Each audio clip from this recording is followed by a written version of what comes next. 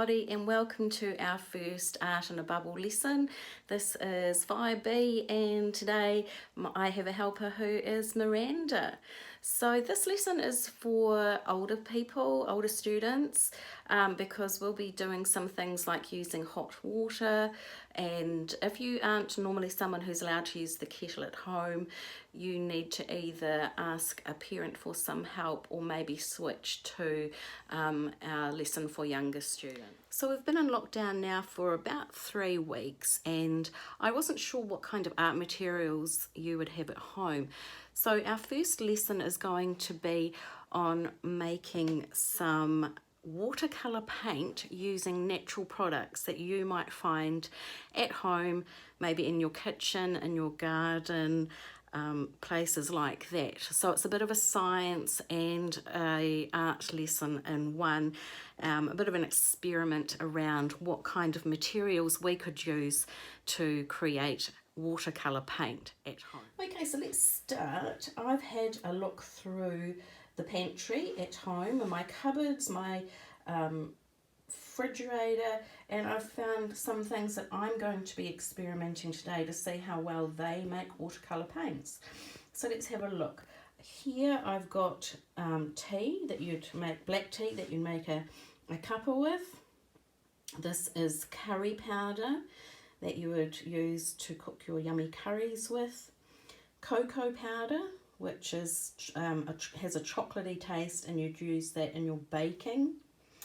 This is turmeric, that is a spice that people use again in things like curries.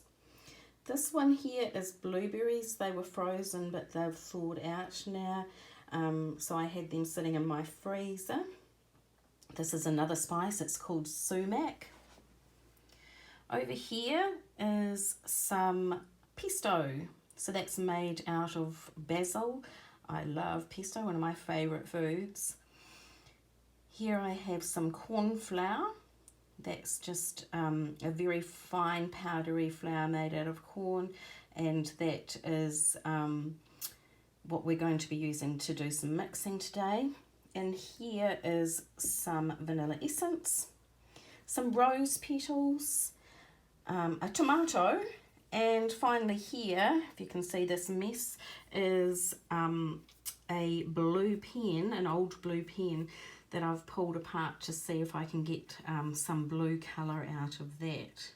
So if you do the pen option, make sure that you maybe get some parent help, or be very careful, because blue ink or any ink is a bit of a nightmare to get out if you do end up splashing it on carpet or furniture or anything like that, so be very careful with that. So we're going to start by adding some hot water to some of our items to see if we can get some colour out of them.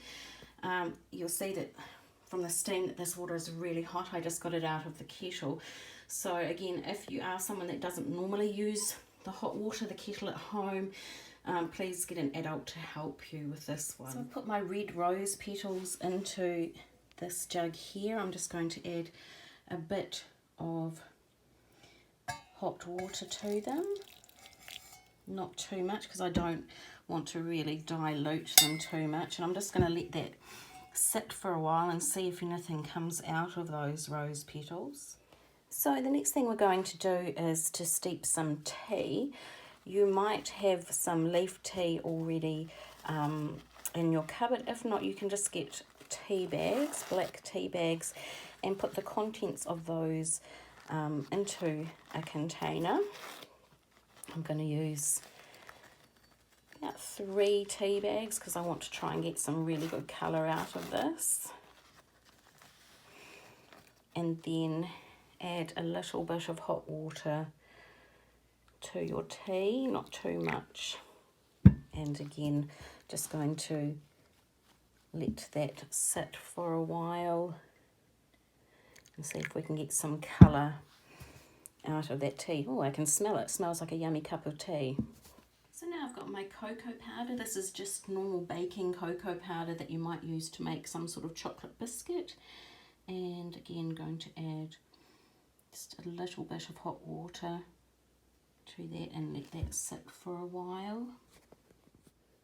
My vanilla essence, I'm not going to do anything with that. I'm just going to see if that can paint straight how it is from the bottle that I got it out of. My super messy one, which if you do try, I want you to be really careful with. This is the inside of a pen, and I've just gotten some of the ink out of the inside of the pen, and I'm going to add a tiny bit of water to that just to dilute it a little bit because it's a bit thick at the moment. Oh yes, I can see some blues starting to come already. That's fantastic. So here is the turmeric down the bottom, the curry powder just above it and the spoon above, and the sumac, all with some hot water added, and then I've put some of the corn flour with some water in too.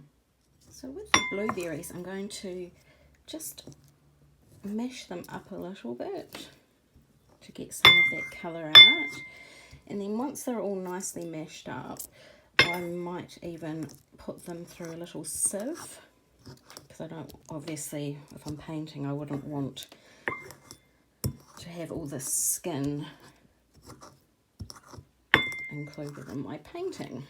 Yes, I was looking for some really cool texture, but I'm just looking for the juicy bits.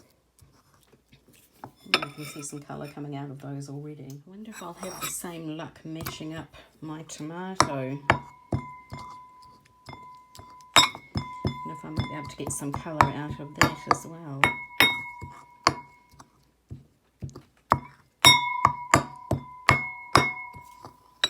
With my pesto, I'll also be straining it through, and I'm just going to grind it. It's a bit hard to do while I'm talking to you at the same time, but I'll just be grinding it through a wee sieve here and seeing if I can extract some of the colour out, and you can see that already that's coming out, which will be lovely for our painting. So now we'll be making a colour chart where we record down all the colours that we've made, and we're going to write down what ingredients we used to make those colours. So I'm going to start with my pesto, and I'm just going to put it down in a wee bit of a square there. And then the important thing is, before I move on to the next thing, is I need to write down exactly what the colour is, otherwise I might forget.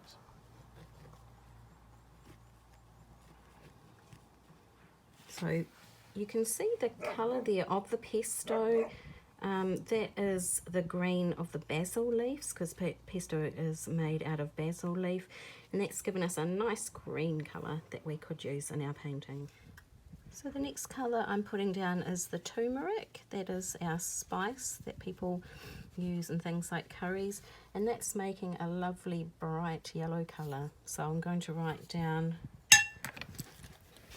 what it is so I don't forget. Turmeric. This colour I've done is our curry powder, and you can see that's a more of a brown colour, but you also see that it's quite grainy. You can see where the bits of powder haven't dissolved properly. So what I would do if I wanted to use this in an actual painting is I might run it through a sieve and just get rid of those browny bits so that I'm left with just the colour underneath. And you can see there that the colour does come through, but it is a little grainy. So it probably just needs running through with a sieve or something like that. Now this one is my tomato juice, and it doesn't have a lot of colour to it, but you can see a hint of the red there, and you might think, oh, that's a bit useless, I'm not going to be able to use that in painting, but quite often we do need quite subtle colours in our painting, and I could use that, for example, for the colour of skin. If I was doing painting a picture that had somebody with those kind of skin tones, which are reasonably similar to my ones. So even your faint colours can be useful. And the same goes with our corn flour and water. You can't really see much, but sometimes it's useful to have a neutral colour, or I might want to mix it. I'm just going to put a little bit of the pesto in here, and that's going to just give me a bit of an interesting green compared to the more watery colour of the straight pesto. Now this is my sumac, which again is another spice, and I can't get any much colour out of this at all. I don't know if it's just my particular brand of sumac or whether it's the kind of spice that doesn't leach much colour, but I would say that's a bit of a fail. I wouldn't be using that unless I was wanting to have some kind of textured paint. And then I might use that with a little bit of PVA glue if I wanted something that was sort of a bricky red colour and had some texture with it. So I could use it in that situation, but I definitely wouldn't be using it just to as a normal paint, more of a textured paint. Lovely chocolatey cocoa, and that does give us a very nice warm tone of brown. So I could definitely use that my watercolour painting. Okay, this one is my tea, black tea, and I let that sit and then drained it. You want to make sure that you put that through a sieve so that you don't get lots of little tea leaves, but that again makes a lovely colour, quite a contrast to the cocoa. And here's Stella, she is helping with our art today. Hello Stella, how are you? Now I'm just doing our blueberries. Yes, Stella, do you like blueberry? And that's making a really cool purple colour.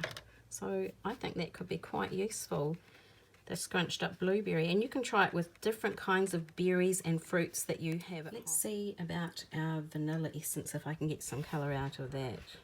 Oh yes, that's a nice subtle colour. Again, like the tomato, it's not a rich colour.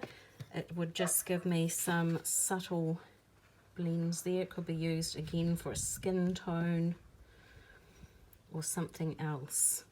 So subtle colours are good too. So my ink didn't really mix well with the water. You can see it's got that the granules in it. I don't know if that's just my particular ink, but what I could do is try to just use the water that's come out of the ink. Let's see if that makes a different look.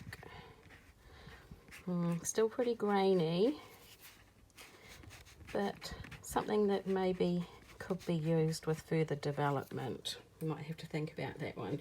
How would we use that blue?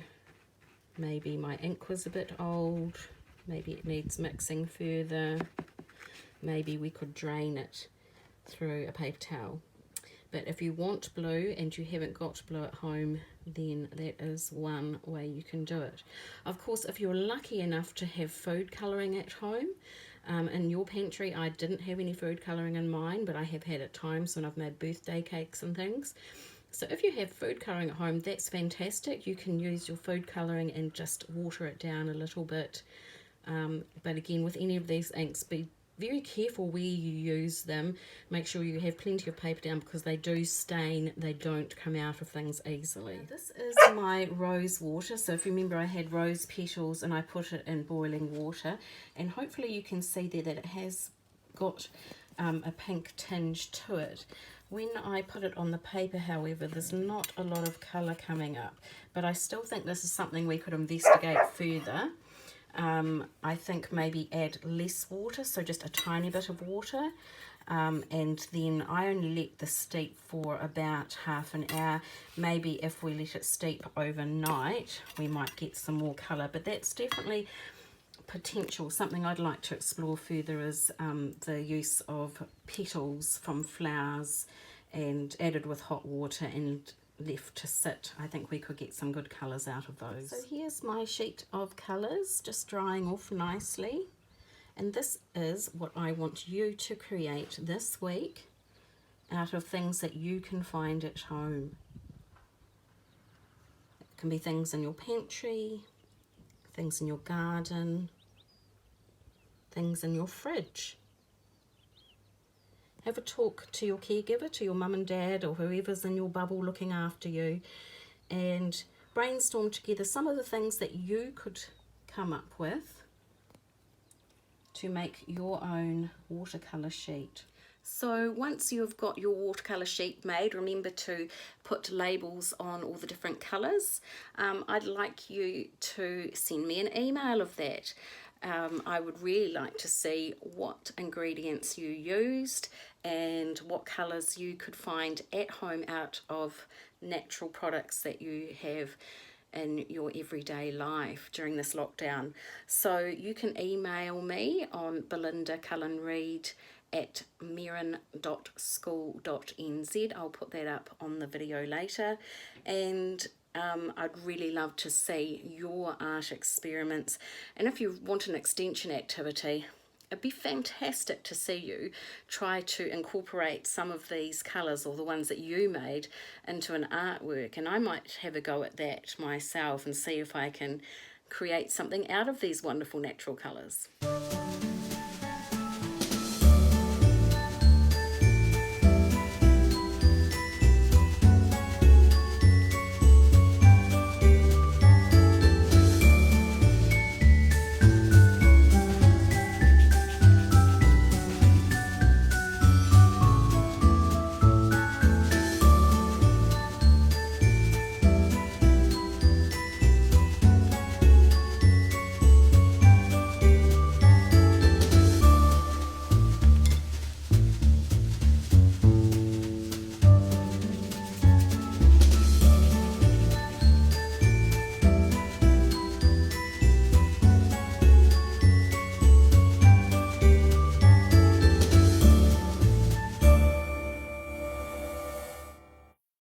There we go, everybody, our first Art in a Bubble lesson. I can't wait to see what you come up with at home. So please share with me what you've discovered, and until next time, take care. We'll see you soon.